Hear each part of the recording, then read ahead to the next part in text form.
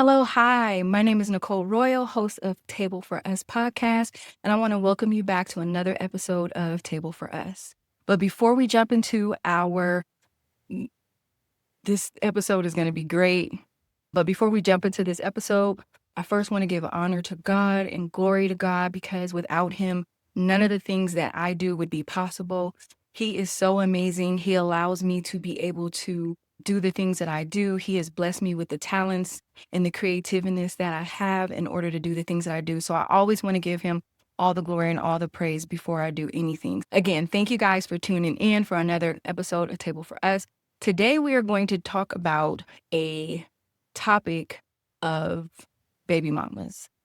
Pretty much, though the stigmatism around baby mamas, those who, me particularly, I'm just going to tell you my story. I never planned or had intentions on being anybody's baby mama. In fact, when I was maybe about 13 or 14 years old, I remember writing in my diary. I feel like every girl at some point they have this vision of what they want their future to look like. And because I was a Disney princess, grew up in that time, right? You have this idea that you're going to have this Prince Charming that is going to come, sweep you off your feet. You guys are going to live happily ever after. You're going to build this life together, and everything is just going to be rainbows and unicorns, right? So I remember writing in my diary once I actually met my boyfriend at the time. I still have my diary. At this point, I'm about 15 years old when we met in high school.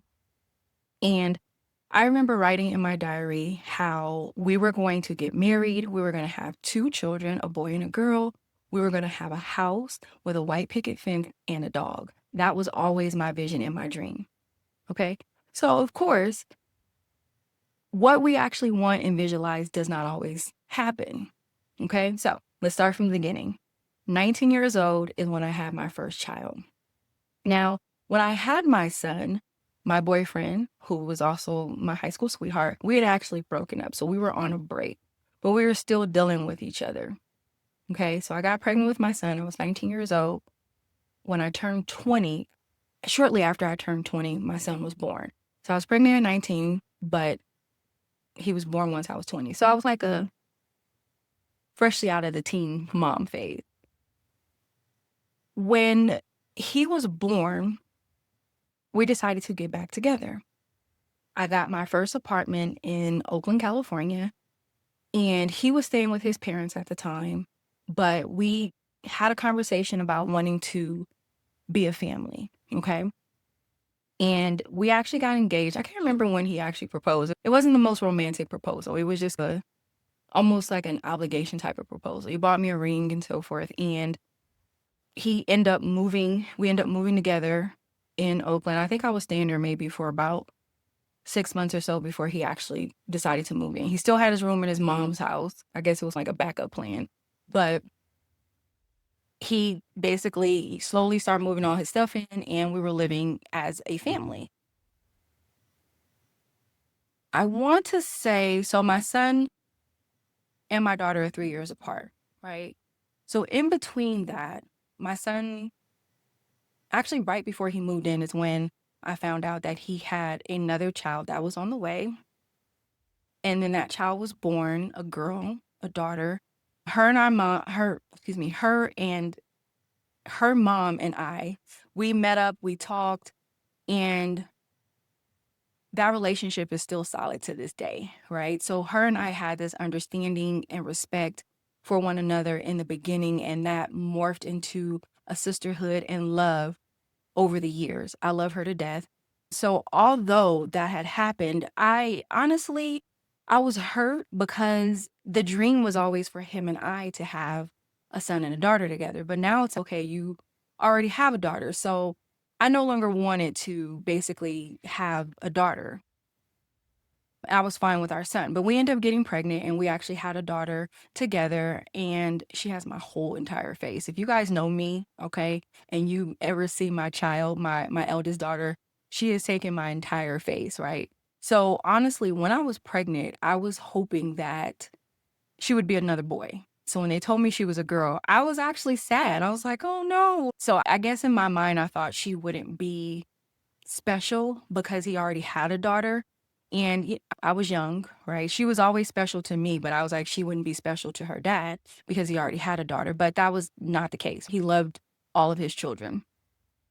So my intentions was for us to actually be married first before we even had children. Okay. So the fact that we had children before actually being married was not my plan. I did not want to be a baby mama. I wanted to be a wife. And this was somebody who I had been with. So at this time, so we started dating when I was 15 in high school. So by the time I had my son, I was 20. So we got 5 years in. Now, again, we had a little short break. I don't remember how long that break was when we weren't together. And then once I had my daughter, that's 3 years after my son. So now I'm 23. What is that? 8 years that we've been together and we were engaged. I want to say, when did he propose? I feel like I might have been, our son was probably 1 year old when he proposed. So we're looking at basically 2 years of engagement. Then we had our son. So now we have 2 children, 2 years of engagement, and still no wedding. I think because we were so young, so he's 2 years older than me. And I think because we were so young, it was just a plan that we wanted to do. Like I was ready, but I feel like for him, he felt like he was too young to actually take that step and get married and so forth. So I was being the kind of patient and impatient fiance at the time. And I never wanted to pressure anybody to do anything. Okay. So I think after a while, what happened? So after our daughter was born, or actually, I take that back. Let me back up. I was pregnant and I found out that my fiance was living a double life. So I am devastated, right? Pregnant, have my son. And when all this, I actually found all this out, it was literally right before I was about to go to work. So, of course, I had to go to work and deal with all of this, knowing that I am being cheated on. And come to find out, this was somebody that he had been dealing with literally the entire time that we had been back together. So, from our son being 9 months old up into me being pregnant, so a good 3.5 years, he had been living an entire separate life. And I was just devastated, literally devastated. I tried to make it work as best as I could because I'm like, we have a family. He literally told me that he was going to, of course, he told me everything that I needed to hear to keep his family together, right? That he was going to stop dealing with this girl and that they was over and that he loved me and our family. He wanted to keep our family together because my instant thing was just rage, right? I'm seeing red like this hat here. Get out. Get your stuff. It was literally like that Angela Bassett scene from Waiting to Exhale. Get your and get out. You know what I'm saying? Ready to burn, cut, bleach everything in sight. I didn't burn anything. I didn't bleach anything. I do recall snapping a bunch of his CDs in half. Now, we're talking late 90s, early 20s, where he had a whole collection of compact discs for music as well as DVDs, movies. And I remember being so pissed. I'm going through just taking them out the case. And at the time, I think he was in the back, so he didn't realize what it was I was doing. And then he started hearing the snap. He's like, oh my God, like, it was crazy. So at that point, of course, trust is gone. And now the tension is setting in. The insecurities, because every time you are not around me, I am basically like, you're with this girl. And a couple of times, he had a pager, he didn't have a cell phone. I text him to basically, I forget, how did the pagers work? You would not text, you would send a page or whatever, and did he call me back? I feel like he called me back and he was at the girl's number, or she called me back. It was so much drama, let me tell you. I almost lost my job because I'm going back and forth on the phone with this girl and all that stuff. And in that moment, now I'm 23 years old. In that moment, I didn't realize what I was really doing to myself. And it took me a little time. I want to say she was 9 months when I finally was like, I'm not doing this no more. So I done had her, she born. So I go through my pregnancy. I can't remember how far along I was when I found all this out. I want to say I know I was showing. So I had to be like 6, 7 months or something like that when I found out. So my last few months of my pregnancy, I was very sad, very depressed. And after I had her, things got better. Because, of course, I'm trying to make things work because we have children together and this is my family. And it just never really got, of course, it was never back the way that it was because I don't trust you. The trust is gone. And every time his pager would go off, is this girl texting him, are you lying to me? And when we lived in Oakland, he worked in San Francisco. So he would go back and forth, whatever, San Francisco. And then I just started noticing like a lot of patterns that were changing. And I was just not okay with it. So I noticed that he would start coming in late. And he would always have this excuse of why he was coming in late. And I remember one time I waited up, literally waited up for him to get home and didn't go to sleep. I think I dozed off a couple of times, but I was literally sleeping in the living room. I had slept on the sofa. And it's 5 o'clock in the morning and he still ain't home. So here I hear him walking up to the door because the apartments in Oakland, our doors, it basically were on the outside. There wasn't, I don't know, it's hard to describe. If you're in Oakland, then you know how the apartment complexes are, most of them. The one that we lived in, everybody's doors were basically on the outside. You had to come through the security gate and then you walk up to the door. So we were the only 2-bedroom apartment in the complex that we lived in. So our unit was the last one. So I see him basically, the silhouette of him walking past the living room window.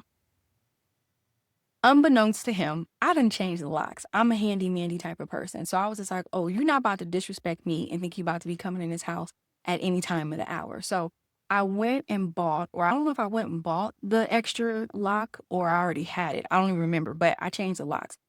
So he was just like trying to use, I could hear him rattling with the key, trying to get in the house and stuff. And then he knocked on the door saying, Nicole, you're not going to open the door. I know you live. So I opened up the door, right? And it was just full blown argument and all that stuff. And it got to the point where we had to sit down in a conversation because it was just getting to be too much toxic. And I didn't want all that around my children. So I was like, you know what? Because he didn't want to, what am I trying to say? Okay. So his only option was to go back to his mother's house at the time because he was working, but he wasn't making enough in order to get a place of his own. So his thing was, I'm not leaving and I'm not going back to my mother's house or whatever. We pretty much came up with this agreement that you can stay, we gonna co-parent, you gonna sleep in the living room, I got the bedroom. I drew up a whole contract, typed it up, all that stuff, printed out on my little computer and printer, had him sign it. It had some other stuff up in there as far as, I want to say rules, but I don't really want to call them rules. We just had the do's and don'ts of what each of us basically would do as far as respect because we were still living together. So that lasted, I want to say, for maybe 5-6 months. And I actually, this is truth be told here, table for us, truth be told. So I ended up meeting a guy. He was just a friend and we were talking. I had a cell phone. And of course, back then you had those minutes. So I couldn't talk to him. I could talk to him, but I didn't want to use my minutes. So I would wait until after 7 p.m. and I would talk to him. But I would be in the room. You got the front half, I got the back half. So I remember being on the phone talking to my friend, and I don't even remember what we were talking about. It was just casual conversation, whatever. And my children's father, because the bathroom was right there by the room. So I don't know if he was going to the bathroom or he was just listening in, whatever. And one thing I will say is men cannot handle what they dish out. So he caught wind and he was like, who are you on the phone talking to? So I actually got off the phone because I'm still trying to be respectful and all that stuff. So I ended up getting off the phone and he's questioning me like, who are you on the phone with? And just getting all mad and upset and stuff like that. And I said, this is my cell phone. You doing what you doing and I have my friend that I talk to or whatever. So he got mad. He snatched my cell phone and he threw it out the window, y'all. And I was just like, did you throw my full-blown fight? At this point, I'm going to fast forward a little bit. It got a little physical. The police got called and they came. And because both of us live there, right? They were like, we can take both of y'all to jail and we're going to take your children. We're going to call CPS to come pick up your children. I was like, oh no. I was like, can you just, and they said the most we can do is have him leave for a little bit to go calm down and stuff. And I said, okay, can you do that or whatever? And I was going to pack up some clothes and go stay at a family member's house or whatever for a little bit. So anyway, I decided in that moment, this is not for me. This is not working. It's very toxic. I'm very unhappy. And I decided that since he wasn't going to move, that I was just going to go find me another place. And if he wanted to stay there and pay the rent there, he could. I'm leaving. So I ended up finding a place in Sacramento. And it was one of those, what do you call them? Like income, not income based, but they had a maximum amount that you can make in order to live there or something. So it was like tax credit unit or something like that. Anyway, that ended up falling through because I was, I think, 100 or something dollars over the maximum. I had already given my notice to my landlord or whatever at the time, packed up the house and stuff like that. So I end up going to live with a cousin at the time. She was going through a separation from her marriage. So we decided to just live together, split the rent, split the bills and everything and stuff. So once I actually got my own place, because the plan was always for me to eventually get my own place. So once I actually got my own place again, I got a 2-bedroom. And this time I'm just focusing on my children. I am not worried about dating or anything of the sort. But in the back of my mind, I still wanted to be a wife. Like, I did not want to be a baby mama. So I'm living in my new 2-bedroom spot. And because my children were little, they were sharing basically a bedroom. I ended up meeting somebody. It wasn't intentional. My cousin came over to visit me and he came in with his best friend. And I don't know, we kind of locked eyes and it was just like this instant attraction. Okay. It was weird. I can't even explain it. But it wasn't like this instant physical attraction. It was just this, I don't know, like this soul attraction in a sense. And I don't know, he was flirting and stuff with me. And we started to hang out, but we would just spend hours talking, just talking. He would just come over, we would hang out. We wouldn't even watch TV. We were just sitting on the sofa, just talking. Like we had so much in common. And that was the thing or whatever that in that moment that I realized me and my children's father, although we had known each other for some time and it was like that high school crush, we didn't really have a lot of things in common. So I think over time, we literally just grew apart, was really what it was. And I think the obligation, because we had our son, for him, for his part, was I truly believe, and he told me that he loved me, but he also had feelings for this other person. So as much as it broke my heart, looking back, it was just like, I just wish you would have had that conversation with me so that I'm not all into this, but you halfway in and then halfway over here, because I felt like there was a lot of years that was wasted or stolen from me that I couldn't get back. So anyway, now I'm in this new situation where we're just building this friendship, getting to know one another and everything. And then that friendship just turned into a relationship and he moved in and he didn't have any children, but he was all in as far as, because I'm like, look, I'm a package deal.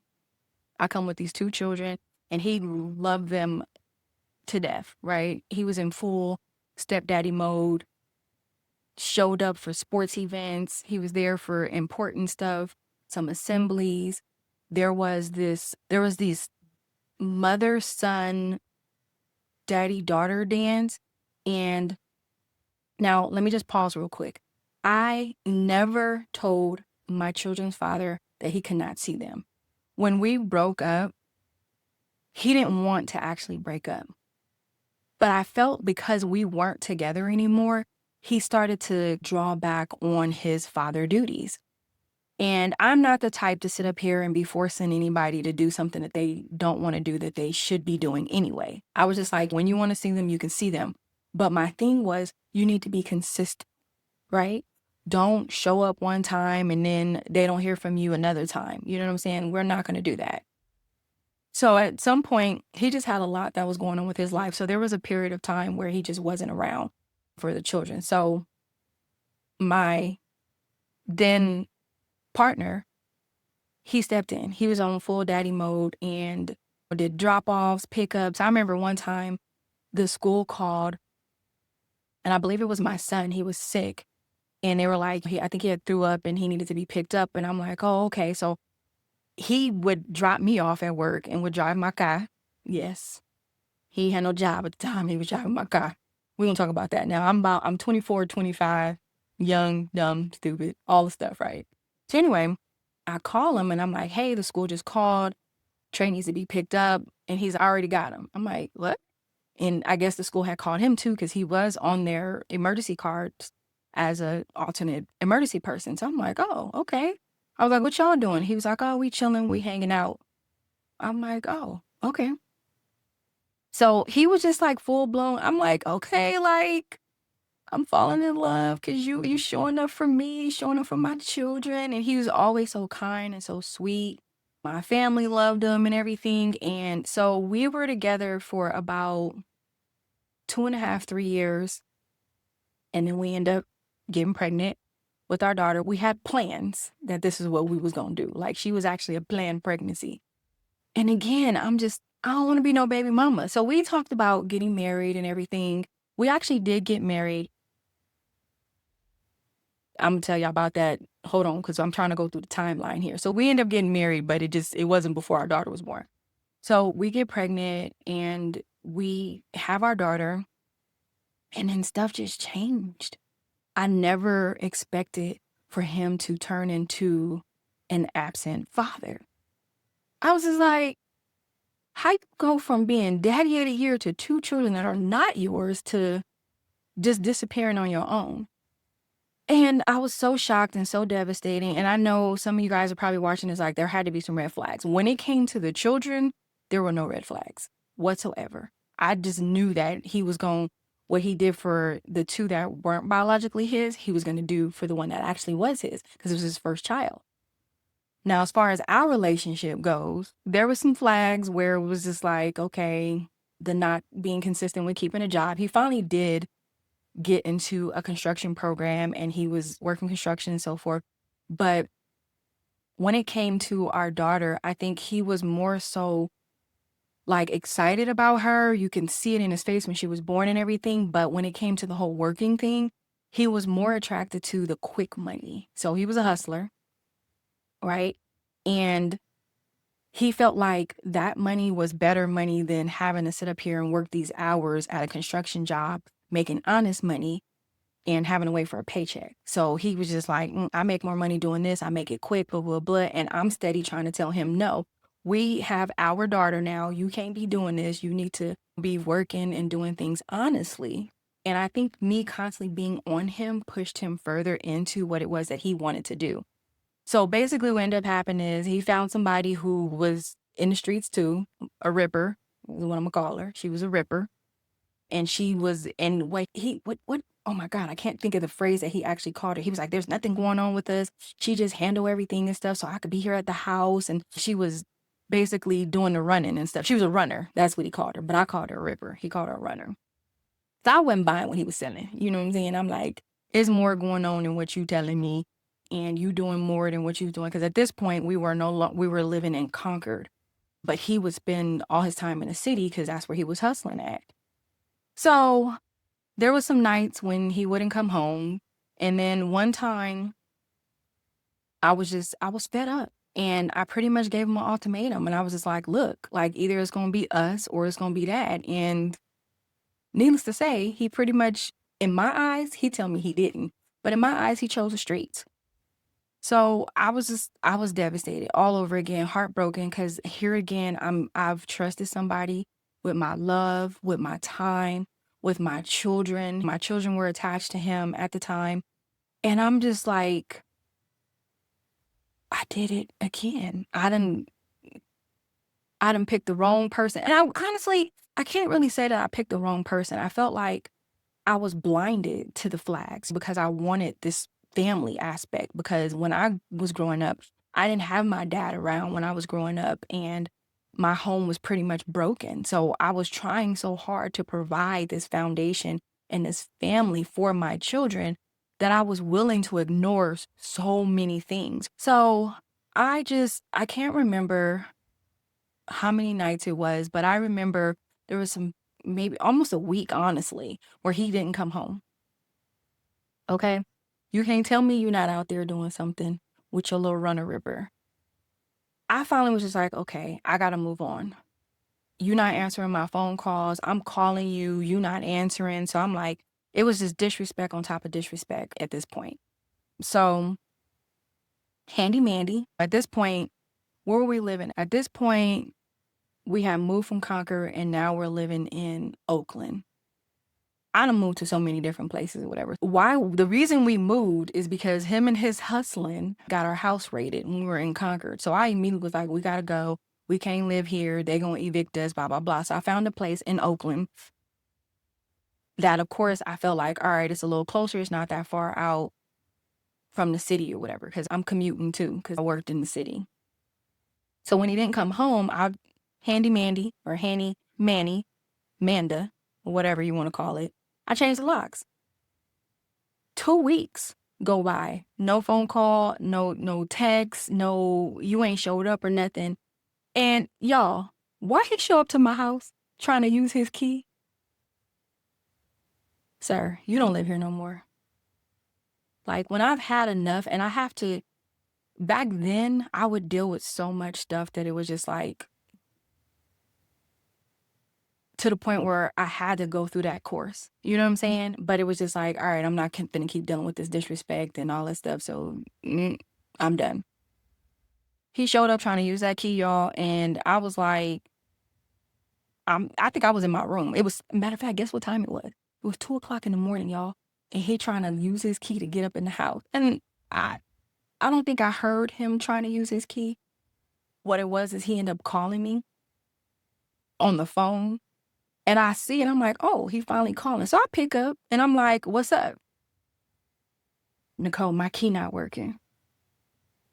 I said, because you don't live here no more. You abandoned your family. I didn't abandon my family. And again, I am not the type of person who is going to keep my children from their father. I'm not going to do that. We're not together, but I will let you see your children. So he's like, so you just going to kick me out like that? And I had sent him so many messages and voicemails and stuff. I didn't just change the locks. I literally was just like, I'm done with you. You want to be in the streets. You want to be with your little ripper. Go ahead and be with your little runner ripper. You come get your clothes. I'm done. So that was literally probably like the first night he didn't come home. I was like, I'm done. He ignored my phone calls, right? So every day I'm reaching out, I'm leaving messages and stuff like that. And I guess in his mind, he's like, she didn't kick me out, so there's no need for me to answer the phone. But then 2 weeks go by and you show up at 2:00 in the morning trying to use your key and it's like, you don't live here no more. I didn't change the locks. I'm done. I didn't close the door on that chapter or whatever. And I'm trying to see my kids. You gonna keep me from seeing my kids? This is what he's saying on the phone. I'm like, it's 2:00 in the morning. They sleep. At this point, our daughter was almost 1 years old. And my other kids were, what, 4 and 7 or something like that, because they're all 3 years apart. And I said, you can come back at 2:00 in the afternoon, a decent time to come and see them. You're not about to see them right now. And he's like, so you're just going to keep me from my kids? So I went ahead and I opened up the door because I'm like, you're not about to tell nobody I done kept you from your children. And he never made differences when it came to them. Like, he was talking about all 3 of them. So I remember he comes in, right? And he goes to my daughter's room first, right? She had her own room. My son had his own room. We had a 3-bedroom at this point. And my baby girl, she still was in her crib. So her crib was in my room. He goes to our daughter's room. No, I'm lying. He goes to my son's room first. Look in on him. He see he's sleeping and stuff. He closes his door. He goes in my daughter's room, right? And he actually sits down on her bed. And I'm like, what are you doing? You about to wake her up, right? So he sits down on her bed and these tears start forming in his eyes. I was like, come on, you're not going to do this in here, right? You about to wake her up. And then he goes into my room, which used to be our room. He goes in my room. He looks at our daughter or whatever. And then he comes out and he sits on the sofa. And I'm like, what are you doing? You seen them, you gotta go, right? And he goes, I'm just repeating what he says. He's like, where that nigga? And I was like, what nigga? What are you talking about?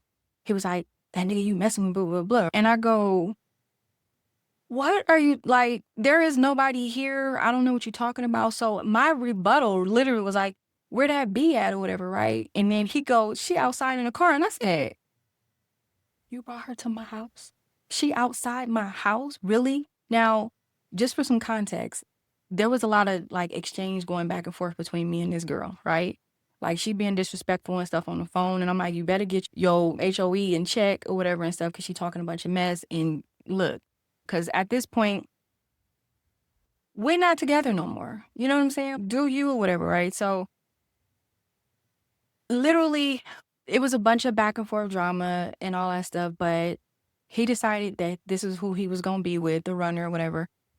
So I would drop my daughter off, as aching as it was, because my heart is still broken, because I'm like, this was the one that I'm like, okay, we're gonna be together, we're gonna get married, all the stuff. Again, I never intended on being anybody's baby mama. So there was a bunch of back and forth and like trying to make it work, not trying to make it work. So fast forward a little bit. So my daughter is now, how old was she? I think she was maybe 1.5 or 2 years old or whatever. And I'm sitting in a diner. Now, they were all at school, daycare, whatever. I went to this diner to go get me something to eat called BJ's. B&J, excuse me, not BJ's. B&J's on 3rd Street, 3rd and Paul, to be exact. My favorite spot, I would go there. I would get a grilled cheese sandwich. I would get a bag of grease, and that is the French fries. For those of y'all who don't know, like, French fries were greasy, but they were so good. And then I would get a 7-Up milkshake, and that was what I would get, and then I would be on my way to go to work. I'm sitting there, right? I'm sad as I don't know what, because my heart done been broken. My baby daddy done cheated on me, and I'm like, go be with her, whatever, and all this stuff. And I'm sitting in this diner, and this guy who I used to talk to when I was probably, I don't know, he used to always try to talk to me. We actually didn't actually talk. We talked for a little bit. I want to say I was probably like 18 or something. I don't know. I don't even remember how old I was. And he's like, "Hey, I haven't seen you in so long, or blah, blah, blah. What you been up to? You skipped out on me. I haven't seen you in a long time." I hadn't seen him in years, so we're catching up and stuff. And he notices that something is going on. He's, "What's up? Why are you looking all sad here? Like you lost your," I think he said, and he's this jokester. Like, he would always make these jokes. And he was like, "You looking like your puppy done died," or something, I think he said. And it made me laugh. And that probably was the first time that I've laughed in a while. Because at this point, it had been like probably maybe almost a year, I think, since my youngest daughter and her father and I, we had split up. So he made me laugh, and I was just like, okay, get away from me. So he was like, "Let's exchange numbers or whatever. It's been a while, blah, blah, blah." So we exchanged numbers, and I don't know what happened. I didn't hear from him. I wasn't tripping, because I'm like single mom trying to take care of my 3 children and make sure they good, and they got stuff going on with school and sports and all that stuff, right? So he ended up contacting me, and I'm going to save y'all the details. Basically, we end up back together after all these years, because again, I said we used to date when I was like 18 or something. And I don't know, he literally was saying all the right things that I needed to hear. Now, this guy was very charming and very strategic, I will say, with his words. Okay? And that's the nice way of basically calling him a manipulator in a sense, or a narcissist. He was very good with his work. And something happened. He ended up going to jail or something. And we were exchanging phone calls. He would call me, and letters and stuff like that. And then it turned into, "Oh, come see me, come visit me," and all that stuff. And he was literally just saying all the right things. Now, let me just say this for anybody who's out there and you're in a relationship with somebody who's in prison. There is no judgment here for me, because I've been there. I understand how it goes. It's like, one, they're saying everything that you want to hear. Two, you feel like once you're in it, that you're now obligated to how can I put this? You feel like, I can't leave this person. I'm in this now. They depend on me, whether it's for letters, packages, conversations, whatever. And then they're like telling you all these things they're going to do when they come home. So you get basically, or I got hung up on the promises of when he would come home, that we were going to have this life together. And he promised, he was like, I'm going to marry you and all this stuff. And now keep in mind, at this point, I am 27, 28 years old. And this man is telling me everything that I want to hear. Again, I am not trying to be nobody's baby mama. My goal has always been to be a wife, to be in this house with this white picket fence. So I'm listening to everything that he's telling me. Now, he actually had 2 children already, two daughters. So, of course, he's like in my ear, like, oh, you going to give me my son that I never had, yada, yada. And I'm like, yeah, as long as we married and all that stuff, sure, cool. Because I'm not trying to have another child and I'm not married. So he gets out of prison, right? He was in prison on, I believe, a parole violation. I don't remember what that violation is. Don't give me the line. So anyway, he gets out and let's go get your ring. Now, when they get out of prison, they get prison gate money or something like that when they get released. And he also was a hustler. So he was just like, I'm going to do what I said I was going to do. We're going to go get your ring and we're getting married. Now, the red flags was telling me this is not somebody I should be marrying because 1, I'm still heartbroken from my daughter's father. And for 2, this man got so much stuff going on with his life with you on parole, you be back and forth in jail. He ain't had no job, but he kept money. He was a hustler and stuff. So my God and my subconscious is telling me, run, ma'am, run. But I want to be married so bad.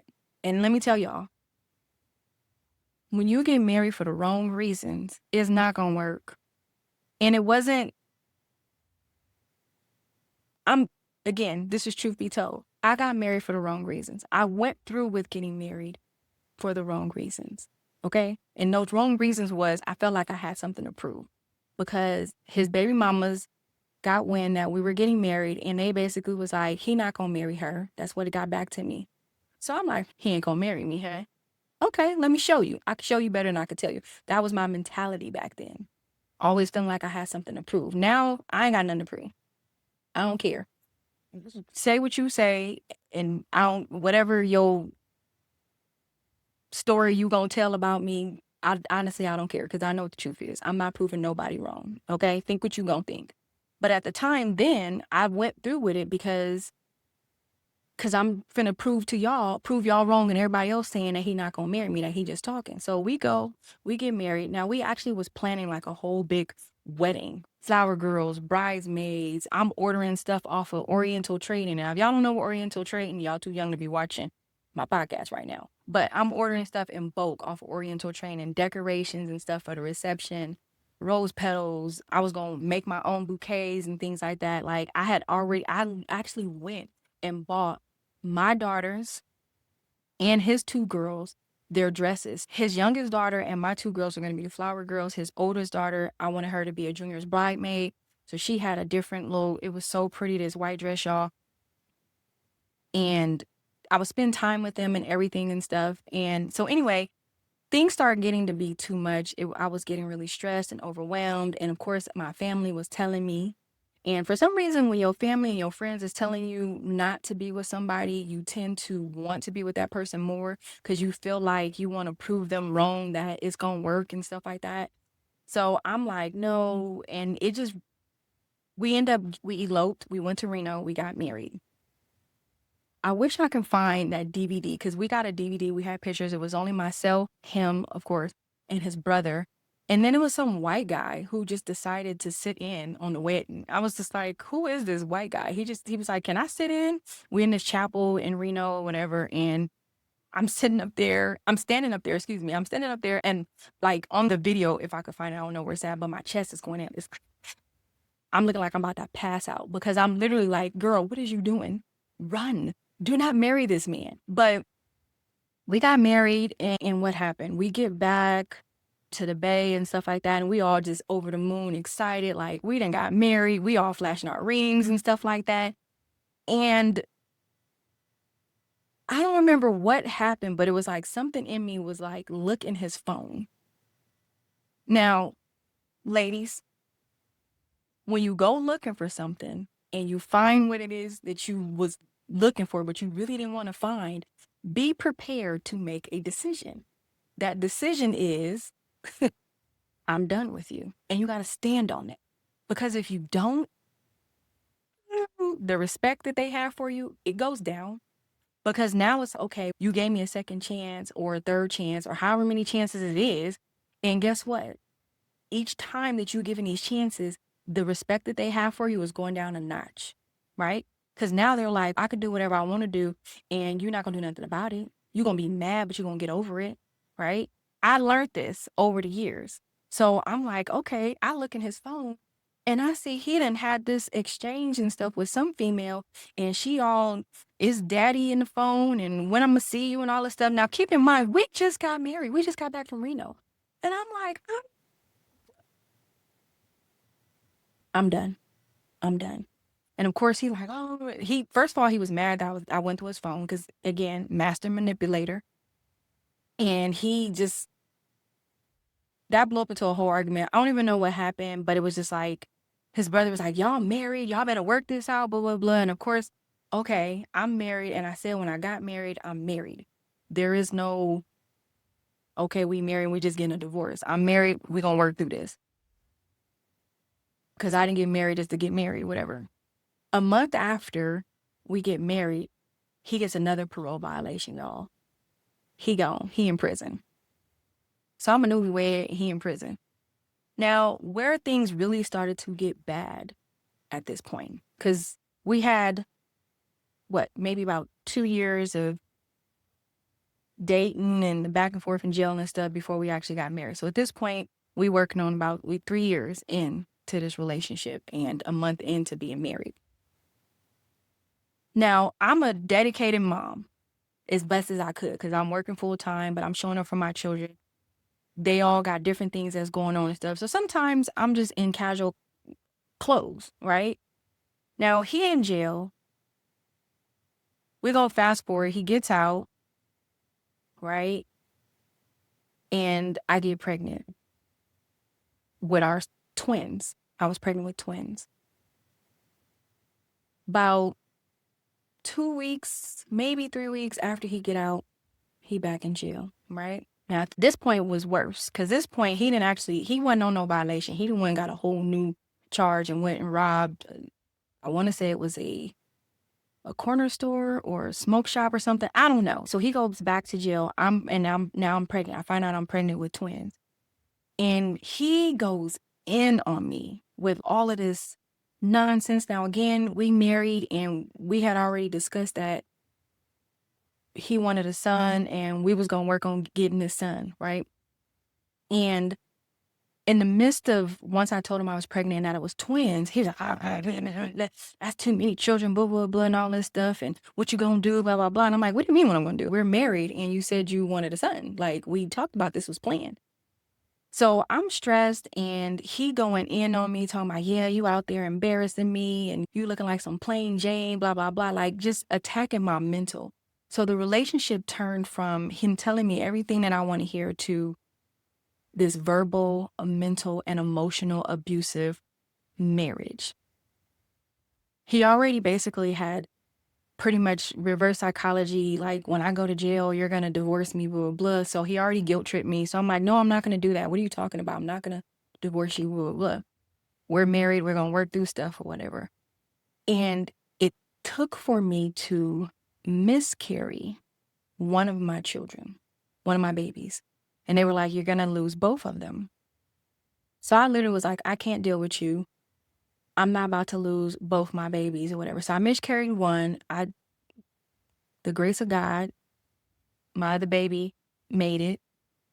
And he's calling me at this point now. I don't even want to talk to you because I'm pregnant and you're stressing me out. And I went and then told me how to miscarry one of my babies and I'm going to miscarry the other one. So we get into this argument where he attacking me and telling me I'm embarrassing because of how I'm dressing, because I'm looking like some plain Jane soccer mom or something like. So he really just getting down on me and my whole self-esteem is just not there. At this point, he has managed to alienate me from my family, from my friends, and to the point where it's like he was all that I had. So I stayed in this situation, not situation, this marriage longer than I should have. Fast forward, he gets mad at me and he says, I want out. And I'm like, okay, send me. I said, you want out? He's, I want out. You want a divorce? Yeah. Okay. Send me the papers. Right. Now, looking back, had he not said that, would I have stayed in that marriage? Probably longer than I should have. But at some point, I would have been like, I can't do this no more. I'm done.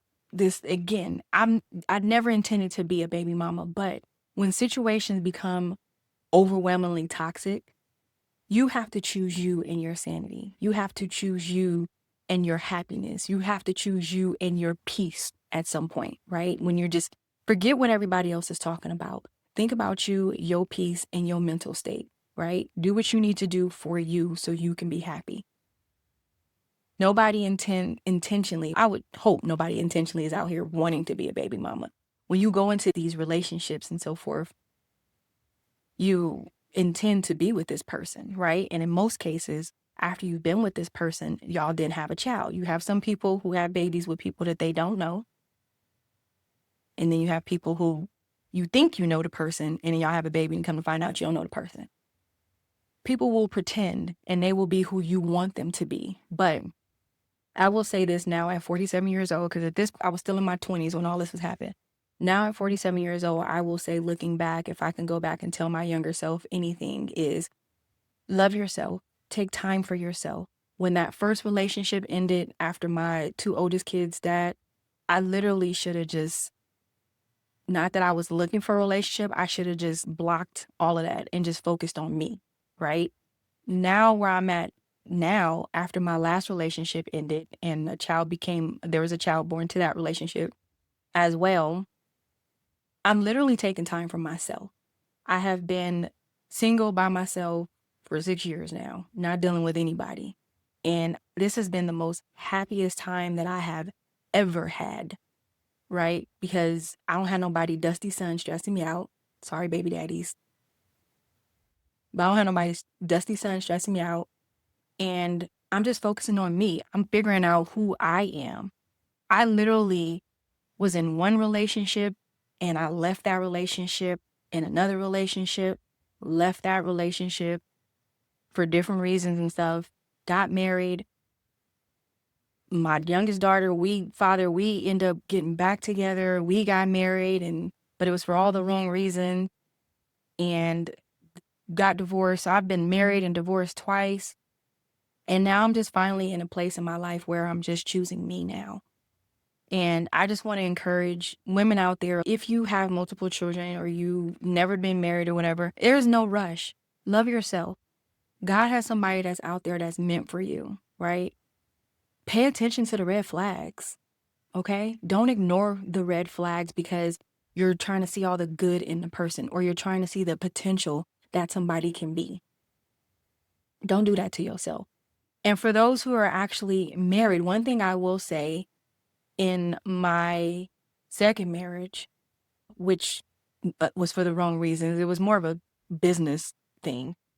That's probably another episode. But anyway, one thing I will say from those that I know that have been married for a long time and I have conversations and stuff with them, marriage is work. Marriage is something you have to work at every day. It's not something to enter in lightly, okay? And it's not something that when you enter in, as soon as the first sign of trouble happens, you're ready to walk away. So I hope you guys could have some type of takeaway from this. And if you are a single mom, don't be hard on yourself for choosing you. Don't keep those children from their dad or that child from their dad just because a relationship didn't work out. Don't be like that. Don't be spiteful. Don't be vindictive. Let that man see his children as long as he has a child's best interest at heart and he is providing a safe environment for that child. And you guys need to have a cordial communication. Y'all need to be able to co-parent. That's one thing that, my children's fathers can say about me is that, look, I'm not about the drama. I want to be cool. I want to be cordial. You want to show up for this and that. I'm going to include you and whoever you with. If we having a family function or something, all y'all come. I'm that type of person.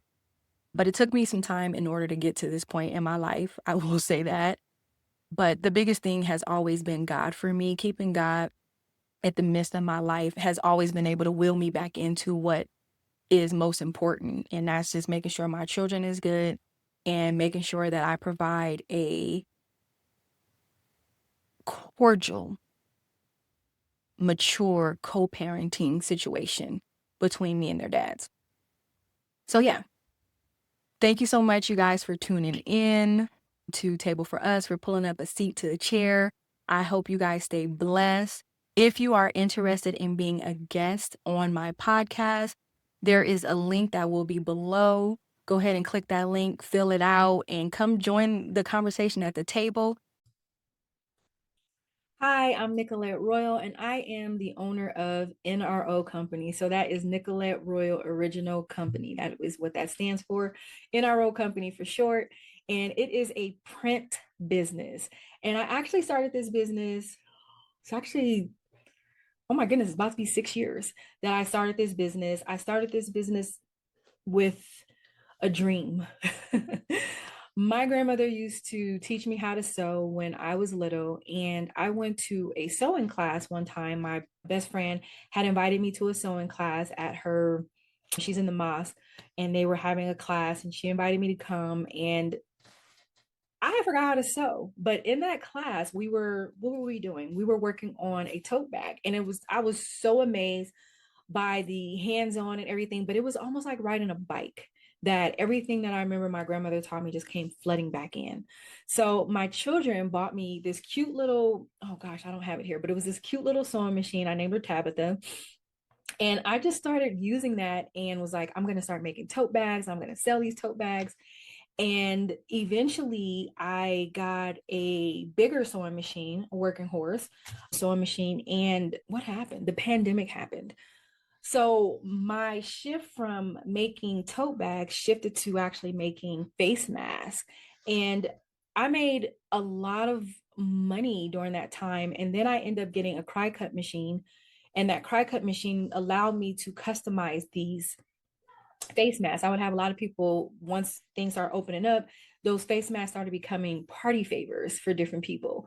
And then I started doing t-shirts, and most of the t-shirts that I would do would be custom orders. So I would have people saying, hey, can you, because a lot of people started their own business. So they would say, hey, can you put my business logo on this shirt or so forth. So I would do a lot of those, or I would have people coming to me and they would have parties and they wanted something special on the shirt. Or it might have been, I started doing bonnets, which actually that took me so much time because I would actually hand make the bonnets, go get the fabric, cut it out, sew it, do all that good stuff, and then put whatever the person wanted on there. But it was so time consuming that I just couldn't do it anymore. My children used to help me initially with a lot of things, but as they start getting older, they started getting busy with their own things. So I had to figure out a way to keep my print business going without burning myself out. So I end up meeting or running across this young lady's page named Bougie Barbie on Instagram. She's actually, I believe she's retiring from digital products coming up soon. But I was able to get a couple of her courses and learn how to do print on demand. And basically, what that was, I would sit there and design. So I used to go to Academy of Art College. So designing things and arts and all that was always a thing of mine. It was never something I wanted to go into full time, but it was just a gift that I had. So I started designing different things using Canva. And then through her, she introduced me to Printify. So I would then take my designs, put them on shirts, hoodies, bags, or whatever. And then I created an Etsy store. So all of my products are on Etsy. I will have my Etsy shop link below, and you can purchase whatever you want to purchase from my Etsy shop. Or if you're interested in starting your own print on demand business, I do have an ebook, and I will list my Stan Store link at the bottom so that you can be able to start your own print on demand business. It's very easy to do. And if you're not that creative with designs, there's all this AI technology out there. If you have an idea in your head and you just don't know how to actually put it into a design, you can tell like AI and it'll do it for you. So I am Nicolette Royal, owner of NRO Company. You can reach me at 702-969-3605. You can text the word print and I'll send you the link, or you can go to my Etsy store. You can also follow me on Instagram at NRO Company. So thank you guys. If you are somebody who has a business and you would like to feature your business in our Boss Talk Spotlight, go ahead and click the link below and fill out the entrance form to have your business showcased on our podcast. Until next time, you guys stay blessed, you guys stay grounded, and take care.